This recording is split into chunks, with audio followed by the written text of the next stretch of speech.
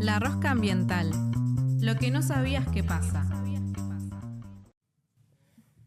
Bueno, volvemos con la rosca ambiental, que vamos a hablar un poquito de esto de la trastienda, de algunas noticias, de algunas leyes, de algunas cosas. Tenemos una invitada especial. ¿Ale? Hoy tenemos a Cristina Maistegui. Cristina, es un gusto tenerte acá con nosotros.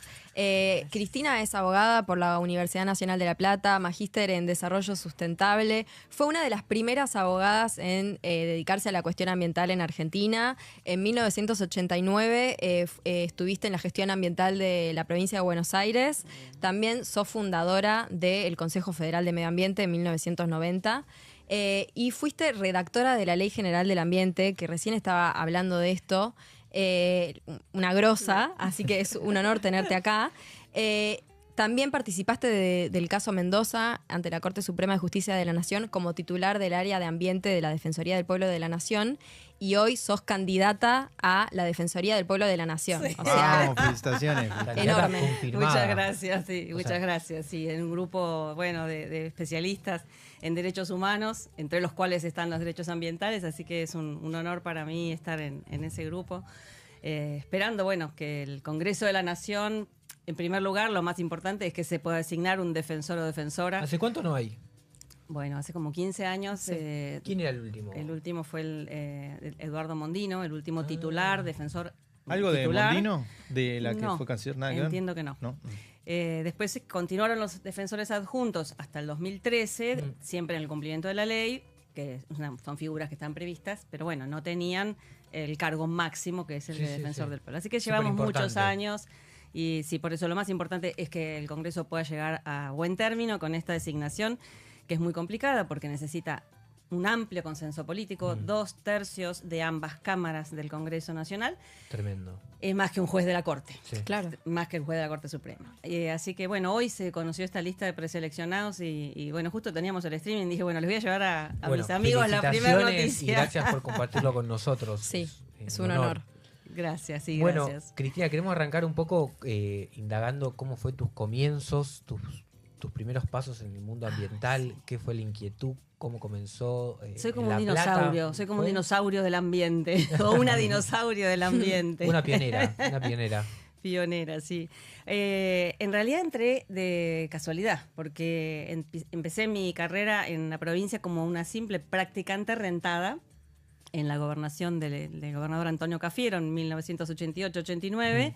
Y cuando entré me dijeron, ¿qué te gustaría hacer? A ver, lo que acá hacemos todos los días, dictámenes que copiamos de los grandes sabiondos de la Asesoría General de Gobierno, ¿o querés algo nuevo? Algo nuevo. Dije, yo quiero algo nuevo, no me pongan. Bueno, me mandaron a prensa. Mira. Y en prensa, en ese momento, estaban discutiendo un dictamen de un convenio, adivinen de qué cuenca hídrica. Matanza, Riachuelo. Sí. Les hablo de 1989. Así que me tuve que poner a estudiar así de cabeza sobre qué era eso, qué era una cuenca, qué era el Matanza, qué estaba pasando. Y bueno, nunca más pude dejar esa causa que engloba tantas cosas, ¿no? Porque las causas ambientales, como siempre digo, no estamos solo cuidando el agua y que esté limpio, que el aire sea sano para que podamos respirar bien y que los suelos no estén contaminados para que podamos sembrar nuestros alimentos, sino también las personas, ¿no? También es el agua segura que bebemos, la comida que comemos que esté saludable, en fin, todo lo que implica las cloacas, que haya. Entonces, siempre esa mirada integral del territorio, qué hacemos sobre la tierra en el sentido de territorio de nuestra humanidad, de nuestra sociedad, qué producimos, cómo producimos. Así que bueno, desde ahí. Después ya pasé a ser autoridad, a integrar un área que era la autoridad ambiental en la provincia de Buenos Aires, unos años después. Y después tuve experiencia en ambiente municipal también, ¿En dónde? la municipalidad de Quilmes. Ah, mira. También hace muchos años. Después me convocaron para trabajar en la legislatura de la provincia como relatora de la Comisión de Ambiente en la legislatura de la provincia. Y entre medio se dio esta posibilidad de colaborar con el Congreso Nacional en las leyes. Ya había salido la Constitución en el 94. Claro. Perdón, me salté que en el 92 fui a la Cumbre de Ríos, la famosa ECO mira. 92. ¿Estuviste ahí? Integré la delegación de la ECO 92. Lindo. Mirá vos. Increíble, lo vi. Bueno, linda vi experiencia. dirigentes, presidentes, líderes mundiales que estaban allí hablando en Río de Janeiro. Aparte ahí salieron... ¿Qué te acordás así de un momento? Fidel Castro. Wow. Hay una especie en extinción y es el hombre. El discurso de Fidel Castro fue muy fuerte. Y de ahí salieron tratados internacionales muy importantes. Importante, cambio climático, biodiversidad. Sí. La declaración de las Río. declaraciones de Río, que son motivo de toda la legislación que después del acuerdo de Escazú pudimos construir, ¿no? En consecuencia. Sí. El bosques, también un acuerdo de bosques. Sí. Se vio muy fuerte allí la posición, por ejemplo, que tenía en ese entonces el Vaticano, ¿no? La Iglesia Católica, que el Papa Francisco revisa 180 grados con la encíclica Laudato Si. O sea, yo lo viví, no me lo cuenta nadie cuando veíamos cómo el Vaticano defendía esas posiciones antropocéntricas que después fueron revisadas, ¿no? en la encíclica. Así que, bueno, fue una experiencia muy, muy fuerte. En ese momento fue muy bueno que la delegación argentina, la dirección de Cancillería permitía la participación muy amplia en las negociaciones previas y también en el debate durante la ECO, cosa que no está pasando en este momento. ¿Quién ¿no? era el canciller? Estaba... Pero lo googleamos y por ahí aparece, no lo recuerdo. Okay. Sí, digo que fue una experiencia muy buena. Después vinieron las reformas constitucionales, por ejemplo, la nacional, como la de la provincia de Buenos Aires, que es del 95, que incorporan el derecho también al ambiente. ¿Y dónde está? ¿En qué parte de la Constitución de la provincia? 28, 44, pero principalmente el 28. Mira, justo al mismo tiempo que en las... Sí, en el mismo momento que se comienza a debatir. Ya había provincias que habían cambiado antes su constitución, pocas, pero hubo un cambio a nivel institucional en Argentina con la democracia, ¿no? Pasado el proceso militar, la vuelta a la democracia arranca un periodo que yo digo es como el prefundacional de los derechos ambientales, arranca ahí. Un cambio de paradigma, ¿no? Sí. También. Sí, como que la democracia trae la defensa de los derechos. Sí.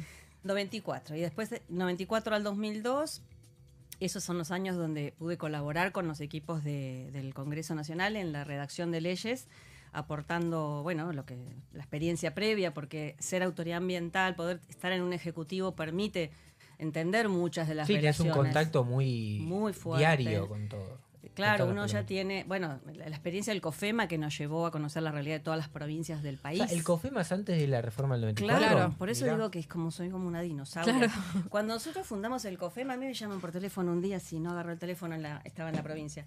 Hola, sí, soy de la provincia de Mendoza, queremos hacer ¿un qué? A ver, ¿de qué están hablando? Bueno, y ahí arrancamos. Estábamos las provincias frente a la nación que quería como avanzar sobre nuestros poderes. Sí, era, en los 90 habrá sido... Claro, 89, 90 se gesta ese primer borrador y se termina firmando en agosto de 1990. Claro. Todavía no existía ni la Secretaría de Ambiente de la Nación. Claro. Pero sí la Nación quería poner la pata arriba de las provincias. O sea, ese consejo se forma con un fuerte sesgo federal en defensa de que las cuestiones ambientales tienen que ver con la base, con el territorio, con la gente, con cada una de las provincias argentinas. Y nunca imaginábamos eso, no sabíamos que iba a venir una reforma en el 94. Por eso después, cuando viene la reforma, se genera esa nueva institucionalidad a partir del artículo 41 de la relación entre nación y provincias, donde el COFEMA tiene que adecuarse a una nueva realidad, porque ya ahora los pisos de protección los pone el Congreso Nacional. Claro. Ya no es el mismo rol el que tiene el Consejo Federal a partir del 94. O sea, y esa diferencia en la practicidad, ¿en qué se daba, digamos? ¿En la regulación propia que cada provincia podía regularse en materia ambiental? Claro, porque, digamos, depende de la posición doctrinaria. Algunos se ponían en una posición más extrema de que la nación no puede intervenir en definir ningún asunto que tenga que ver con las provincias, y otras posiciones que eran al revés, que la nación tenía todo el poder porque la cuestión era ambiental. Esa es la etapa que yo le digo de confrontación, del federalismo de confrontación. Claro. Nación quería todo para sí, porque la cuestión ambiental es interjurisdiccional. Y en cambio las provincias decíamos, no, esta es nuestra tierra, esta es mi gente, acá que no se meta nadie. Y era tensión al revés permanente. Lo que pasó con educación y eso, que se los pasó toda la provincia, digamos, ¿no? Como... Sí. Bueno, de hecho los consejos federales... Por eso, el Consejo Federal de Educación me suena de eso. Tienen otra genética, tienen otra sangre porque son creados por ley nacional, son asesores del Ministerio Nacional. En cambio, el Consejo Federal de Medio Ambiente no. se llama medio ambiente, lamentablemente, porque en esa época todavía se usaba mal el término. Exacto, hablábamos de la mitad. Y bueno, la vida me permitió después encima, después de estar en Ejecutivo y estar en la legislación, poder llegar a la Defensoría del Pueblo a defender los derechos de la gente. Pero vos a la Defensoría entiendo que fue después de la LGA, ¿no? Claro. Pero la LGA, ¿cómo se gestó? O sea, porque el contexto político que permitió eso, porque hoy imaginamos, en este contexto político, es imposible pensar que se apruebe el Congreso una ley ambiental, digamos. Claro, aparte estamos hablando del 2002. Y en 98 se prepara el primer borrador, que se cae sin tratamiento, y luego sí es sancionado y pasa de diputados al Senado. En todos los momentos hay debates profundos en el Congreso. Lo que por ahí trasciende es la agenda más pública, como puede trascender hoy la lucha por el financiamiento universitario, como hoy pueden trascender las luchas por la discapacidad, los fondos, etcétera.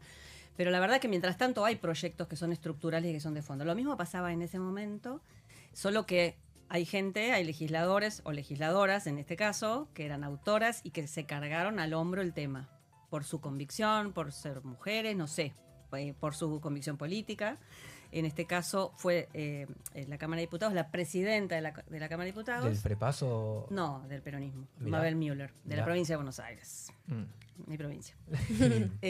Mabel, como presidenta de la comisión, convocó a muchos debates académicos para escuchar las opiniones de académicos, de organizaciones no gubernamentales y de otras autoridades. Inclusive se recorrió el país con distintos eventos para ver qué había querido decir el constituyente, porque es un texto constitucional muy general. Entonces, ¿cómo avanzamos en la reglamentación de esos artículos constitucionales?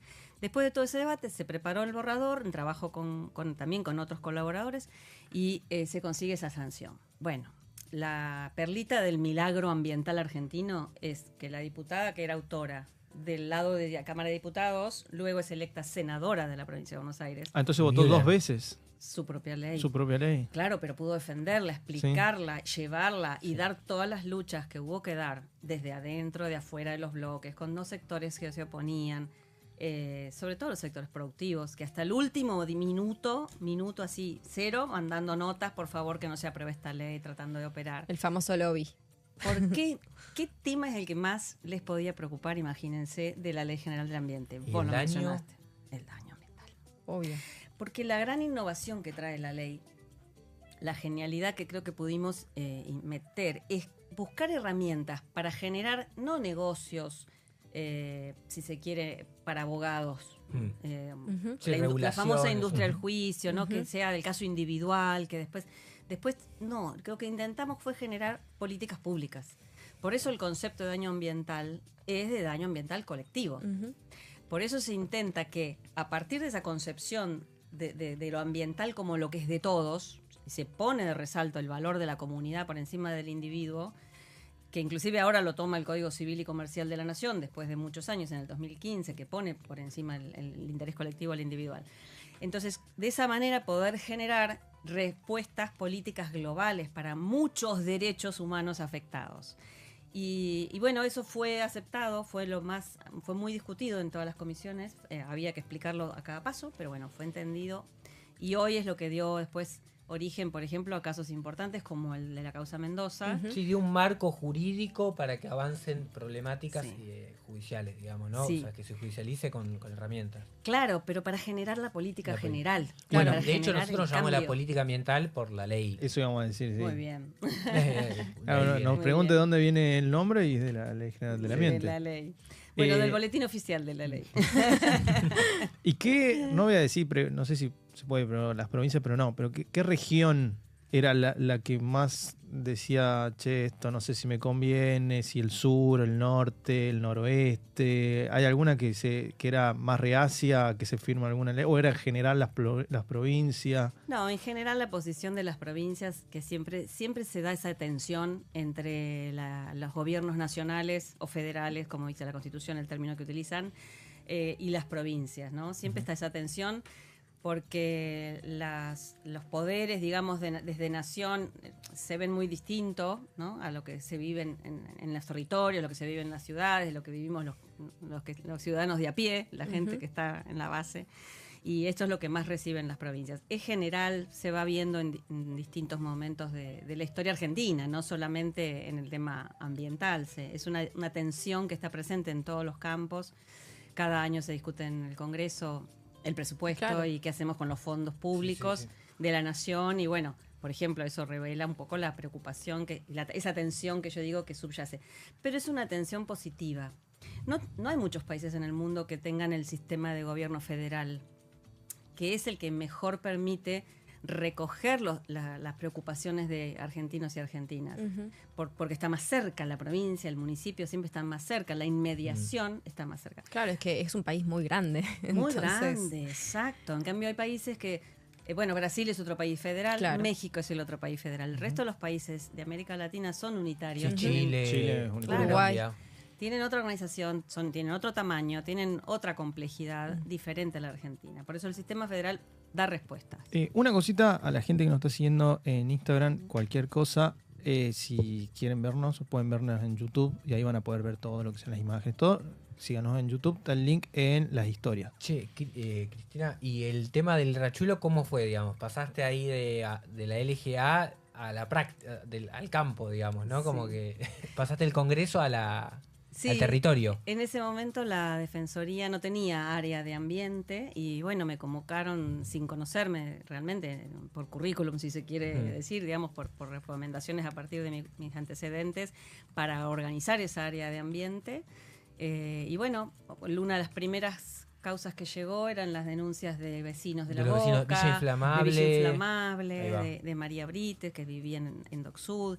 Y bueno, reunimos otra cantidad de denuncias de la zona y empezamos a hacer... El mecanismo que tiene la Defensoría del Pueblo es muy interesante porque se basa en preguntas a los organismos oficiales. O sea, toda la información es en base a información oficial. O sea, como pedido de información pública. Claro, pero que tienen obligación de contestar. Claro. Y además con penalidades si no se contesta por la ley y además el aval constitucional que tiene este organismo. Así que se hizo una investigación muy linda y además se aplicó una metodología nueva de trabajo desde el Estado, que también la resalto porque es muy importante, siempre lo doy en las clases. El paradigma del Estado vertical, ese que se cree que sabe todo, que yo tengo la razón y los demás no saben nada, ese está agotado, porque ese es el que genera la desconfianza, ¿no? Entre la ciudadanía y el Estado. Entonces nosotros aplicamos una metodología de trabajo abierta con organizaciones no gubernamentales y con universidades, donde en conjunto se debatió, se hizo esa investigación, un trabajo multidisciplinario, interdisciplinario. Intersectorial. Además de interdisciplinario, porque ahí hay de todos tipos de disciplinas. Y eso es además lo que le dio vida larga a la cuestión, porque no era solamente que, un organismo que dicta una resolución. Mucha fuerza, digamos, tenía. Mucha fuerza. Siempre hay uno que está moviendo el tema, siempre hay uno que lo lleva para adelante, que lo impulsa. Bueno, no estoy yo, está otro en la Defensoría, está otro en la ONG, está la ONG, tal. Y en la causa siguió adelante, claro, mientras la Corte estuvo preocupada por mantenerla abierta, y esto se terminó creo que el año pasado, si no recuerdo mal el fallo, hace muy poquito. Lo habrán hablado con Napoli. Con Napoli, Sí, con Andrés. Sí, lo hemos nombrado. Yo quería hacer una consulta, volviendo a la LGA. En el momento del 2002 estamos hablando, más que todo en la implementación, porque la promulgación de la ley, ¿quién es el presidente que la promulga? Eduardo Duhalde. Eduardo Duhalde. Sí. Y de ahí casi nos mata. Sí, no creo. Sí. ¿Qué pasa? Que todos están oponiéndose a esta ley, vengan acá. Porque empezaron todos los ministerios a mandar pedidos de observación y de veto. Algunos querían vetarla totalmente, otros querían una parte. Fue, ahí otra vez, otra etapa de discusión con los distintos ministerios que, afortunadamente convencimos de que era mejor tener la ley y no vetarla. Es un tema de convencimiento. Se observaron muy poquitas cosas. Ahí yo creo que hay que destacar, aprovechando tu pregunta, hay que destacar el compromiso a veces de los dirigentes políticos que no necesariamente todos tienen que estar puestos del lado del mal, ¿no? Porque hay dirigentes que la ven. Sí. Y mira, esto va a venir, esto está pasando. Estos son problemas que están pasando en el mundo. Ya apenas se hablaba de cambio climático, pero ya estaban las convenciones, en fin. Claro. los problemas ya estaban, entonces ahí hubo una anticipación. Lo que verdaderamente debería ser la política, el arte de cambiar la realidad, anticiparnos, no esperar que ya se venga todo abajo.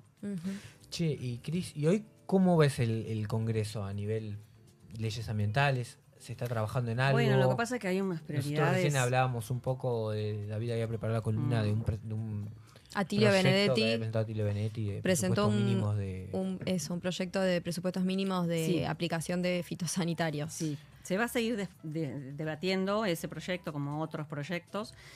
Obviamente hay un contexto político donde hay una negación, un negacionismo muy marcado, una regresión, digamos, que está teniendo mucha voz.